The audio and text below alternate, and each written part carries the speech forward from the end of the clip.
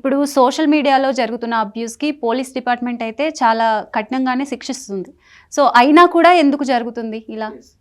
రీసెంట్‌గా ఈ మధ్య చూసిన ట్రెండ్‌లో గవర్నమెంట్స్ కానీ, ఇటు పోలీస్ సిస్టమ్ కానీ వెరీ టఫ్ లాస్ అండ్ అన్నీ అప్లికై చేస్తున్నారు సోషల్ మీడియా అబ్యూజర్స్ పైన. ఇది వెరీ గుడ్ ట్రెండ్. ఇవైనా కూడా ఇది ఎంతైనా సరే ప్రజల్లో నుంచి, పబ్లిక్లో నుంచి ఒక కల్చర్, ఒక మార్పు అనేది కావాలి. అంటే సోషల్ మీడియా అనేది వెరీ పబ్లిక్ ఫోరంలో ఉంటూనే ప్రైవసీ తోటి, అంటే there is a virtual media అనుకోండి, అంటే రియాలిటీ కానిది మనం కమ్యూనికేట్ చేయొచ్చు ఫిజికల్గా లేకున్నా కూడా బై టెక్స్టింగ్ మెసేజ్ తోటి, వీడియో సెండింగ్ తోటి.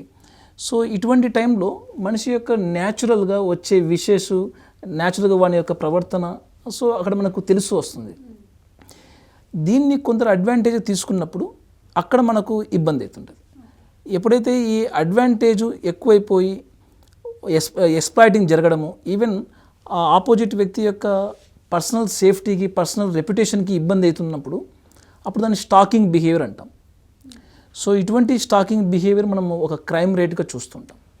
మన లాస్ ఉన్నాయి డెఫినెట్గా ప్రజల్లో, మరీ ముఖ్యంగా యూత్లో దాన్ని రెస్పాన్సిబుల్ వేగా యూజ్ చేసుకోవడం సోషల్ మీడియా అనేది మన కరికులంలో కూడా ఎక్స్ట్రా కరికులర్ యాక్టివిటీగా నేర్పించాల్సి వస్తుందేమో.